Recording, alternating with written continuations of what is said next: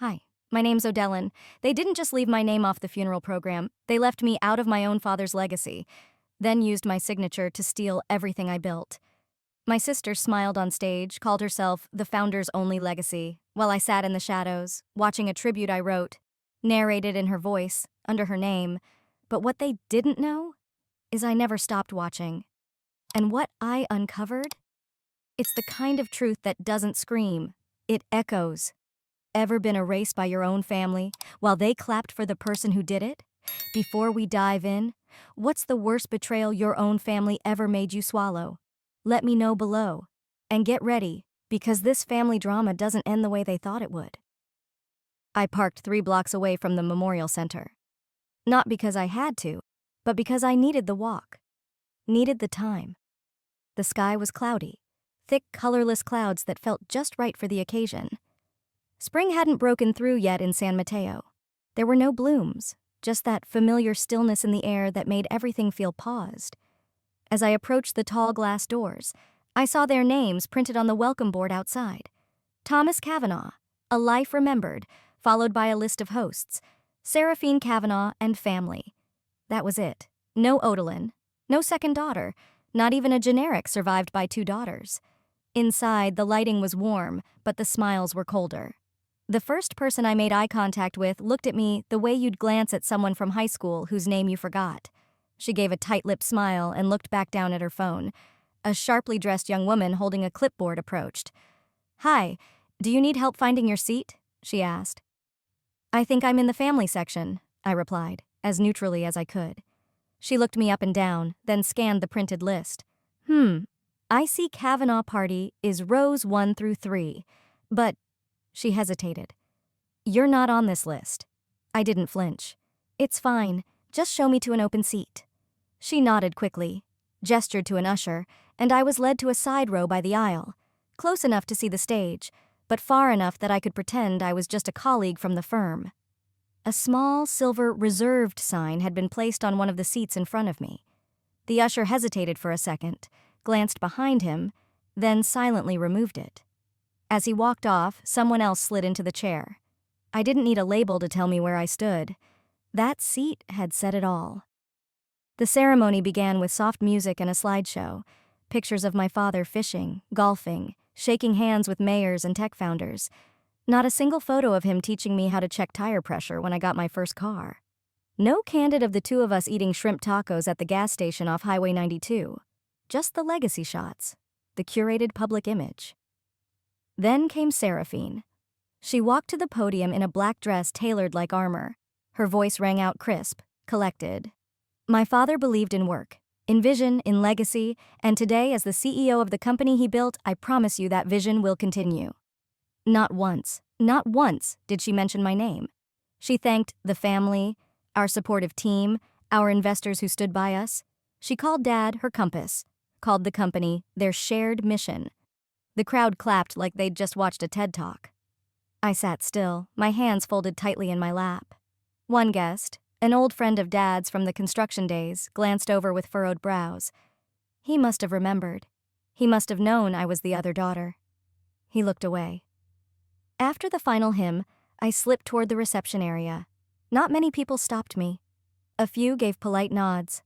I headed straight for the hallway near the side entrance, somewhere quiet to breathe. I checked my phone. 5 missed emails. One stood out. It was forwarded to my old company address. The one I'd forgotten was still routed to my personal inbox. It was from a thread titled, "Champagne Tonight." The message read, "She finally has it all. No more loose ends. Dad's out and O's out. Clean slate. Pop the champagne." It was meant for Seraphine's assistant team. The sender, her executive aide, the girl I'd trained 3 years ago when she joined us fresh out of college. I didn't feel shocked, just numb. Like my brain had already seen this before and filed it away. I hit forward, sent it to myself with the subject line, "Keep." I didn't storm in and slap anyone, didn't print it and throw it at her. I just stood there in the hallway next to a blown-up portrait of my father with hand-selected quotes underneath. "Success demands sacrifice. Loyalty is everything. Build, even when no one watches."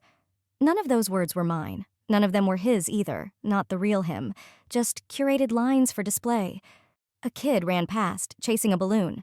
The string snapped, and it floated up toward the ceiling light. For a moment, I wished I were that balloon.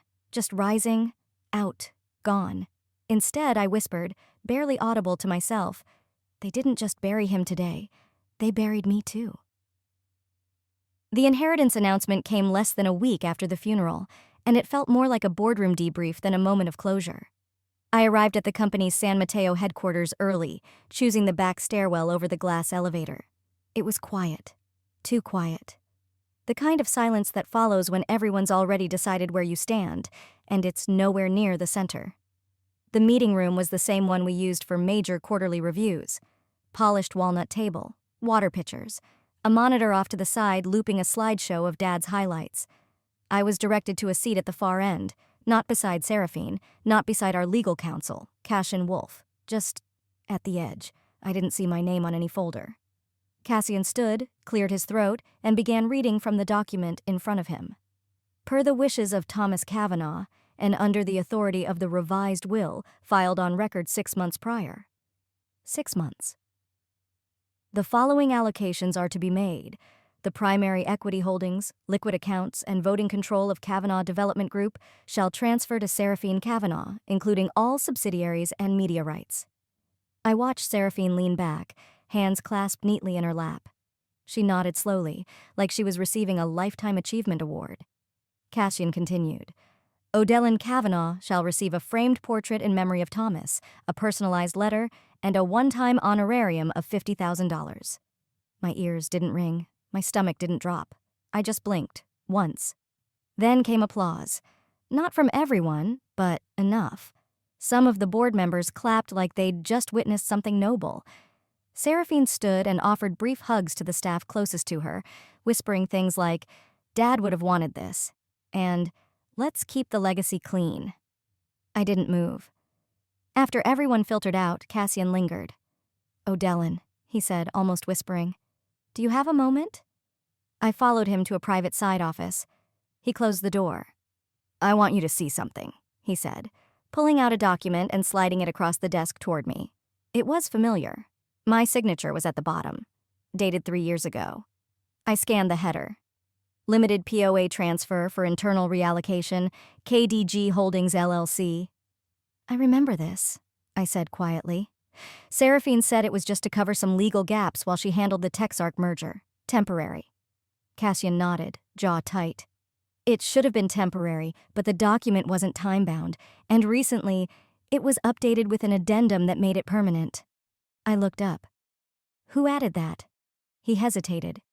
"It was filed under her authority, Seraphine's team. It's legal, but I don't think it's right." I leaned back in the chair, the breath slipping from my lungs like steam off a cold cup of tea. So she didn't just take it. She used my hand to do it.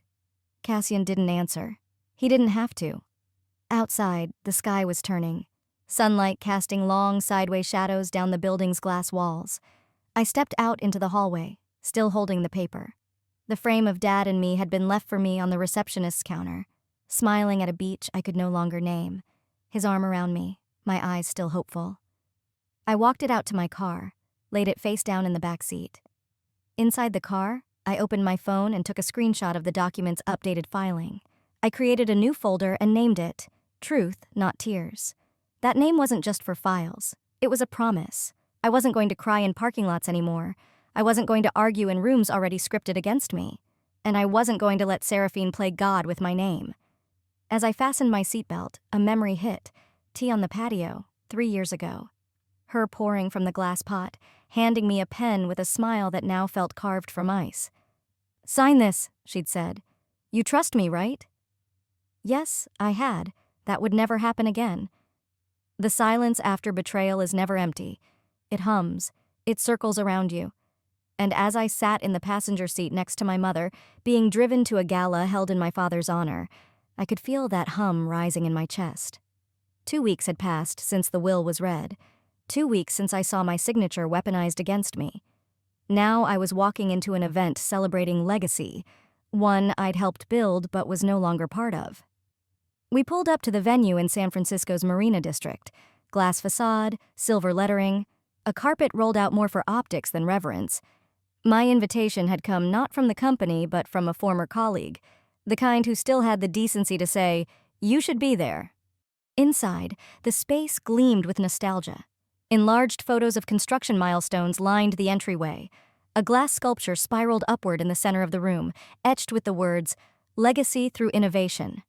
Underneath, in looping digital script, rotated names: board members, investors, founders. My name was not among them. I glanced at the program, neatly folded on each seat. Seraphine's photo graced the back cover. The tribute video would begin at 7:10 sharp, followed by a keynote address, hers. I was seated toward the back, far from the podium, beside an assistant who kept checking her smartwatch. My mother sat quietly next to me, her lips pressed into a neutral line. She didn't look at me. She hadn't said much since the will was read. But her silence wasn't confusion. It was habit. At 7:10, the lights dimmed. A soft piano chord played, and the screen flickered to life. The tribute began with Dad in his early years, helmet on, sleeves rolled up. Seraphine appeared beside him in every major shot, on site, in meetings, shaking hands with governors and donors. She narrated the film in smooth, practiced tones. I recognized the cadence, because I'd written it, or at least the speech it mimicked. Then came a clip from a pitch we gave at a tech summit years ago. It had been a turning point. The moment investors first saw us not as a family company, but as a scalable force. But in this version, Seraphine stood alone at the podium. My figure, once beside her, had been cropped out. The audio used her voice entirely, even though I was the one who had delivered the final section. The audience applauded, whispers floated in the air like static. A woman at the next table leaned in toward me. "Weren't you in that pitch too?" she asked, half curious, half unsure. I didn't smile. "I wrote that speech." Her eyebrows lifted slightly. "Huh." That was it. After the video, Seraphine rose from her seat and took the stage. Spotlights caught the shimmer of her gown, her jewelry, her power. She smiled, wide, controlled, then rested her hand on the podium. "I thank everyone who built this dream with me," she said, pausing just long enough to draw attention, "and especially those who stepped aside so others could lead." The room filled with polite clapping. A few people glanced toward my section. I didn't return their looks. I knew exactly what that line meant. I hadn't stepped aside. I had been gently shoved, smiling faces all around, cameras clicking, as the door closed behind me. As soon as the applause ended, I stood. My mother followed without a word. We moved past polished tables, trays of champagne, and photo booths manned by staff in black. Outside, the air was crisp. The breeze tasted of salt and steel, a San Francisco kind of night. She lit a cigarette, something I hadn't seen her do in years. "You know," she said, voice low. "Maybe it's just the way things work now. You chose your path." I turned to her. The streetlight cast long shadows over her cheekbones. "I didn't walk away," I said evenly. "I was pushed, quietly, and applauded for it." She didn't argue, just drew in another breath and stared out at the city like she wasn't part of it. We stood like that for another minute, then I walked to the curb and called a rideshare. As the car pulled up, I looked back at the venue one last time. Through the glass doors, I saw Seraphine posing for a photo with a plaque in her hands. On it were words I'd once carved into a draft document years ago, meant to describe our shared mission. Built on honor, powered by truth. Except now, only one of us was still standing beneath them. After the gala, I stayed off the grid for a few days. No LinkedIn, no calls, no more polite nods from people who used to ask for my advice, now pretending I was just some face from a press release. But silence doesn't last long in a family like mine. That Tuesday, I got an invitation via courier, not email. A thick cream envelope embossed with gold, like a wedding invitation. Inside a single card, "We'd love your voice at the Legacy Roundtable, celebrating vision, honoring unity." Signed by someone named Bexley Torres, the new chief marketing officer at Kavanaugh Systems. I hadn't met Bexley, but I knew the type. The meeting was scheduled for Thursday at 11 a.m., inside one of the glass conference suites at our old Palo Alto headquarters, the same building where I'd once spent sleepless nights coding the prototype for our first AI platform. Now I was returning as... what? A guest? A ghost? I arrived 5 minutes early. Bexley greeted me with a handshake that felt more like a photograph, staged and smiling. "O'Dellin, It's so great you could make time, she said, gesturing toward a long table ringed with glossy folders and pitchers of lemon water. We're building something timeless here, and your presence, your energy, is vital. There were 6 people in the room, all unfamiliar faces, all younger than me, except for Seraphine, who walked in last. She wore white again, always white now. Clean lines, sculpted collars, the branding of rebirth. She gave me a soft smile, like I'd just handed her a favor without realizing it. We're positioning this next quarter around family, legacy, and tech evolution, Bexley began, clicking to a PowerPoint slide titled, The Kavanaugh Legacy, Sisters in Vision. I listened. I didn't interrupt. Not when they explained the visual direction, with mock-ups of Seraphine and me on rooftops in matching coats. Not when they played sample interview lines where I was supposed to say things like, handing the torch was always part of the dream. I stared at the draft press release in front of me. It named me as Founding Consultant, a lifetime title with no equity, no vote, and no real meaning. Just words, a frame to keep me still. So, I finally asked, you want me to smile for the camera while holding a story that isn't mine anymore? Bexley looked startled. We just think it's important that your legacy doesn't go unrecognized. Seraphine added gently, this keeps you visible. You'll be honored as the bridge to now. The bridge that gets walked over, I said, folding the folder shut. There was an awkward beat. Then Bexley cleared her throat and said, of course, all participation is voluntary, but we do believe this would be healing for the public. And for you. Healing. That was the word they used when you had no real say, when they wanted you to look grateful for being allowed in the room that used to be yours. I left before they could take a group photo. I didn't go home. I went to see Cassian. He looked older than I remembered. His eyes didn't quite meet mine when he opened the door to his office. No secretary, no music playing, just the hum of guilt. I need the truth, I said before he could even offer coffee. Was I ever in the revised will? Did my father intend to leave me anything? Cassian exhaled, long and heavy. He walked to a cabinet, pulled out a file, thin, unmarked. Inside was a draft will, one where I was listed, not just listed, equal beneficiary. But it wasn't the version that had been filed. That was an early draft, he said. It was never signed. Why? Seraphine submitted a final version for notarization, 2 days before your father's hospitalization. And he approved it? I don't know. She said she had power of attorney. The notary was private. I only saw the filing once it was official. My mouth went dry, not from shock, from clarity. It wasn't an oversight. It wasn't grief. It was strategy. They didn't just want me out of the business. They wanted my name erased from every future mention. But now I had evidence that the erasure wasn't mutual. At least not at first. That night, I drove home in silence. Palo Alto streets blurred by headlights and rain. Once in my kitchen, I sat at the table, stared at a blank page in my old yellow legal pad. Then I picked up a pen and wrote 2 columns. What they took / what they forgot. I stared at the first column for a long time. Company shares, my voice in history, my father's final days. Then I looked at the second. They forgot I still knew where the bones were buried. They forgot I have every draft, every early design. They forgot what I taught Seraphine when she was fresh out of college and terrified of investor meetings. And they forgot that I don't break loud. I break wide. I clicked record on my phone and whispered, I thought dignity meant walking away, but maybe it means standing long enough for them to look you in the eyes when they lie.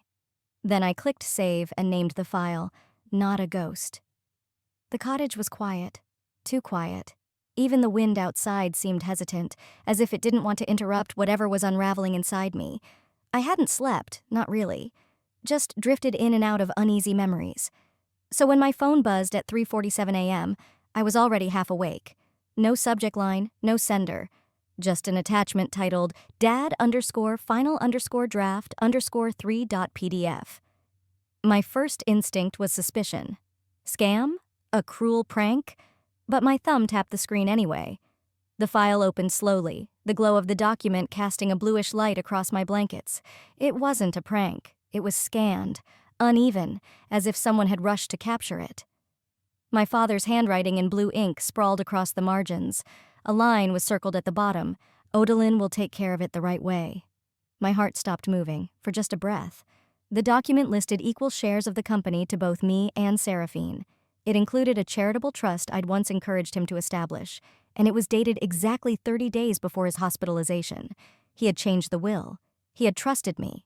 He didn't forget me. Someone else had made sure his intent never saw daylight. I didn't cry. I just sat there for a long time with the glow of the screen pulsing against my skin like a secret heartbeat. By 6 a.m., I was out of bed and rummaging through the old filing boxes in the hall closet. I hadn't touched them in years. Some still smelled faintly of printer toner and hotel coffee, remnants from early pitch trips, blueprints I'd drafted while he still called me the steady one. In a folder labeled Founding Equity Internal Use, I found a document with his signature, an older draft that also named me, with an identical clause. It wasn't proof enough, not in court, but it was a thread, and I was ready to pull it.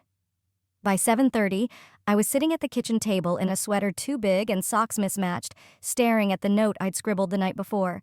This isn't for revenge. This is for realignment. I picked up my phone and typed in a number I hadn't dialed in years. Marcellus James, logistics director for my father's company before Seraphine restructured the executive tier. Quiet, loyal, brilliant. The kind of man who knew how many servers we used per department without ever needing to check. He answered on the second ring. "Oh, Dellen." His voice still had that smooth Arizona cadence, like a man who never rushed a sentence. "I need your eyes on something," I said. "I think my father tried to fix things before they took over. I think it was buried." There was a pause. Then, "Text me the file. I'll run it against what's in the internal archive." "Thank you," I whispered. "I never stopped seeing what they were doing to you. I just wasn't in a position to stop it." "No one was," I replied, "but maybe now we are." After the call, I forwarded the PDF. No message, no subject, just like I'd received it. I stared at the sent notification for a moment, then opened my notes app. Typed only 2 words. Next move. The silence stretched through the afternoon. I tried replying to the anonymous email. "Who are you?" It bounced back. So instead of chasing ghosts, I grounded myself the only way I knew how. In memory. There was one that kept returning to me. 6 months before his death, my father and I sat outside a cafe near Dolores Park. He was drinking his usual, black coffee, 2 sugars. He watched pigeons like they were investors waiting for a pitch.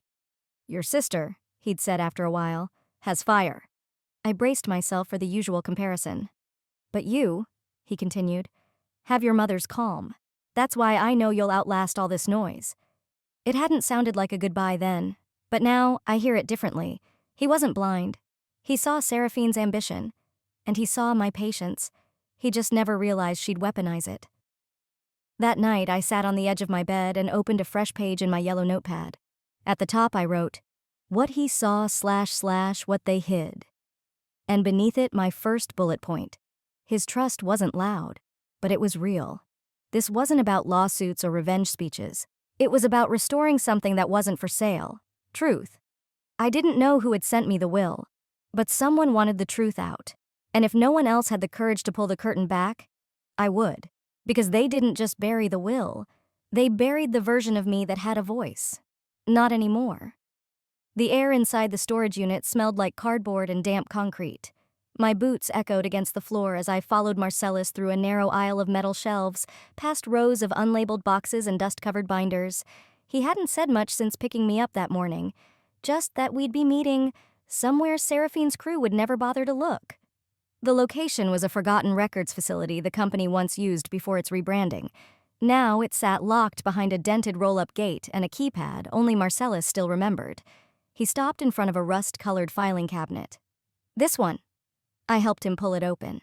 The folder he handed me was thick, heavy, and humming with quiet truth. "I kept these," he said, "because I knew one day someone would ask to see the truth, not the version sold to investors." Inside, strategy documents from our early days, notes scribbled in my handwriting next to his, project briefs I'd signed alongside our father, even a flyer for our original pitch night, my name listed first. I ran my fingers along a photo of the 3 of us, Dad, me, and Seraphine, all smiles. The caption read, "The minds behind Kavanaugh Labs." It was dated 4 years before I was edited out of existence. "So I was never erased," I whispered. Just overwritten. Marcellus didn't nod. He just watched me with something that looked like grief. An hour later, the door creaked open again. A young man in a hoodie and wire-rimmed glasses stepped inside, clutching a messenger bag like it contained state secrets. His name was Lyndon. He couldn't have been older than 27. "You're O'Dellin?" he asked. "It's strange meeting you. You're not in the system anymore." I raised an eyebrow. "That's the problem, isn't it?" He powered on his laptop and opened a mirrored drive. "I used to contract for your sister's transition team. Was part of migrating legacy systems to cloud. I wasn't supposed to keep access, but I did. And I saved some logs." He clicked into a folder labeled archive_old, legacy_tag_overrides. I watched the screen as a series of names, entries, and metadata lined up, each bearing my former employee ID, each showing a history of being replaced. Under Project Lead, my name had been rerouted to Seraphine's. Under Founder Mentions, citations were removed, replaced by blank fields or generic placeholder text. "They didn't delete you," Lyndon said, eyes fixed on the code. "They reattributed everything, like you were just background." I leaned in, staring at one line where a speech I'd given to the board was now credited to Seraphine. The timestamp was from the night I was in the hospital with pneumonia. "They made it look like I never existed," I muttered. The words came out flatter than I expected, almost like a line rehearsed for a play I never auditioned for. Marcellus laid a hand on the table. "This is proof. This isn't pain anymore. It's structure. It's intent." I nodded. "And intent is everything in court." Lyndon cleared his throat. "I also have a dump of email trails between the comms team and the rebrand consultants. They talk about removing all non-strategic founders from the public narrative. That phrase again and again. You were the only one it applied to." "Send it to me," I said. "Every line, every version." He handed me a flash drive. "Already on here. I don't know what you'll do with it, but people should know." We left the facility late in the afternoon. The sun was dropping behind the buildings, casting long lines of shadow across the alley.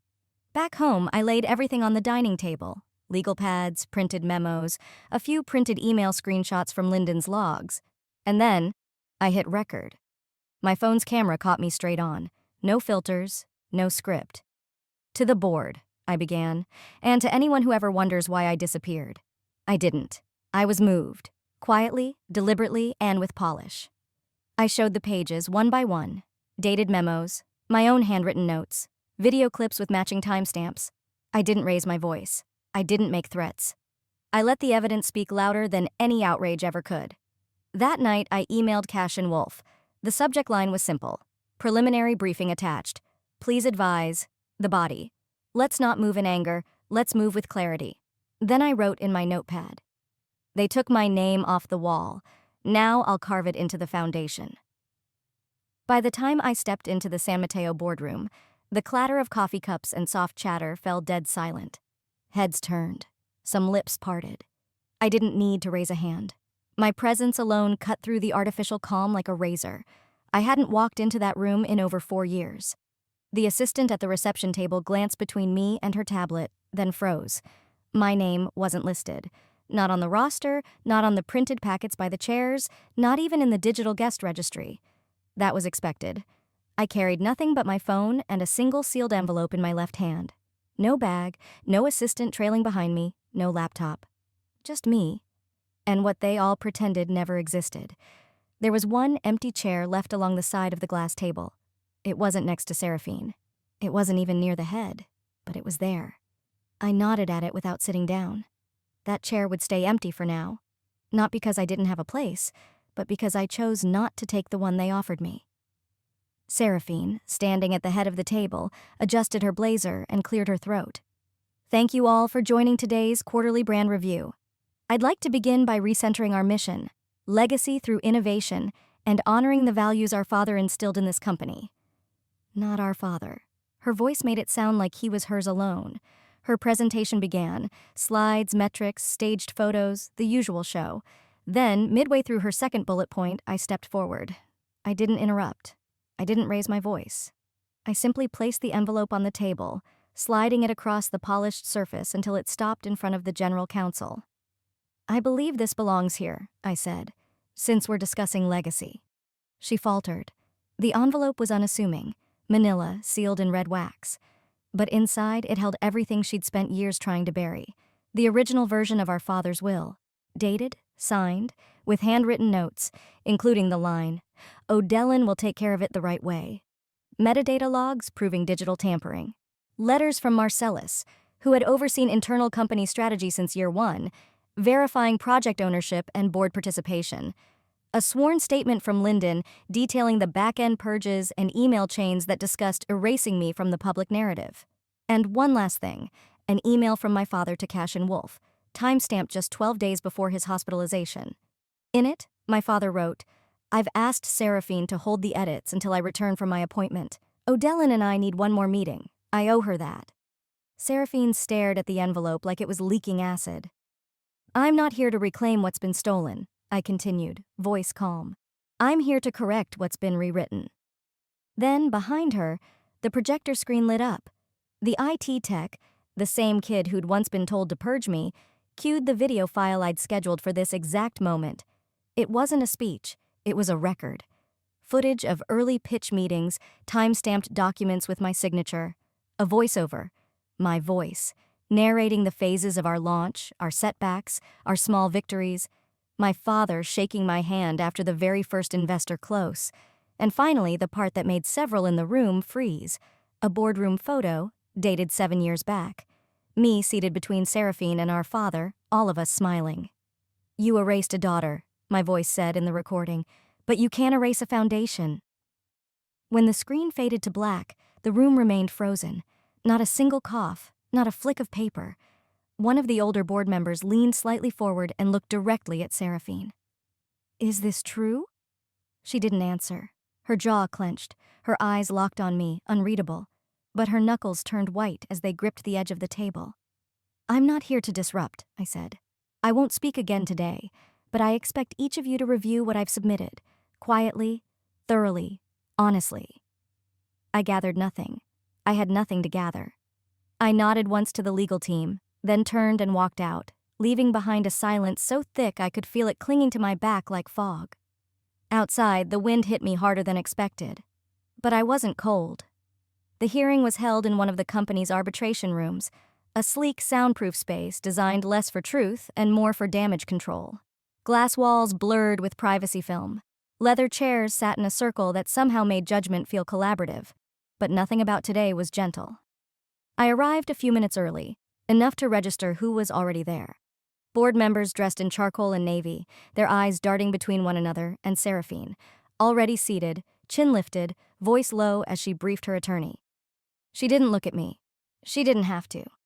This wasn't surprise on her face, it was choreography. She'd planned this. When I took my seat, I didn't speak. Just placed my hands in my lap, fingers interlaced, and waited for the curtain to lift. Seraphine opened first. Her voice, cool as crystal, filled the room. "I understand there's been confusion surrounding past agreements and roles. In the spirit of unity, I've brought forth this signed release, dated 3 years ago, where O'Dellin waived all future claims to company equity or control."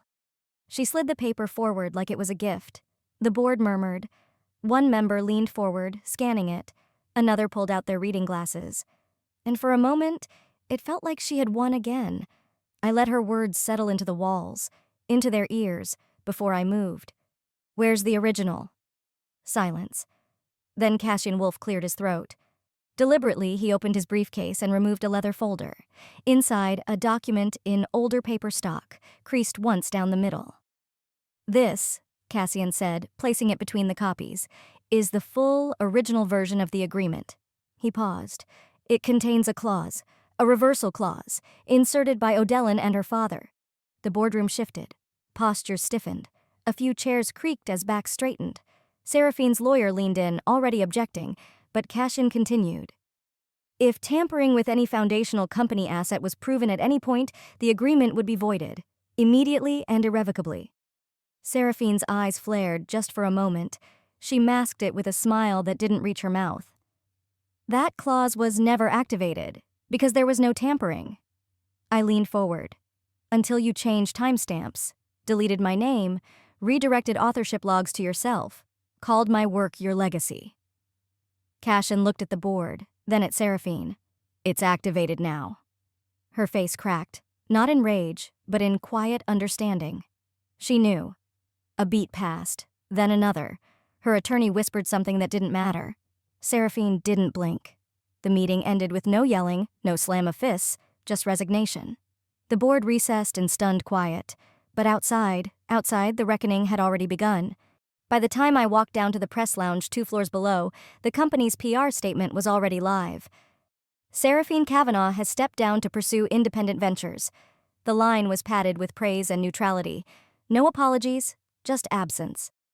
But the public wasn't stupid. The tribute gala clip was reposted within the hour, side by side with the documents I'd shared and verified by Wolf's firm. Former employees started chiming in, emails, screenshots, stories. My inbox flooded with names I hadn't seen in years, each offering a piece of the puzzle. One wrote, "I always wondered why they cut your name from the investor decks." On social, the hashtags trended by noon. Kavanaugh truth, co-founder erased, legacy restored. The narrative didn't just flip, it ignited. And yet, as I sat alone that evening, watching it all unfold, I didn't feel triumphant. I felt hollow. I hadn't wanted this path. I'd only walked it because the alternative was silence. I didn't want her to suffer. I just wanted her to admit I was never meant to disappear. The morning of the tribute, I stood by the window, coffee cooling in my hand, watching a pair of seagulls coast above Half Moon Bay. The wind had picked up. I hadn't RSVP'd to the board's invitation, but they had sent it anyway, printed, embossed, and for the first time, with my full name in bold. Odalyn Kavanaugh, co-founder. I didn't reply. I just showed up. The company atrium had been transformed, orchids lining the walls, soft jazz humming beneath polite chatter.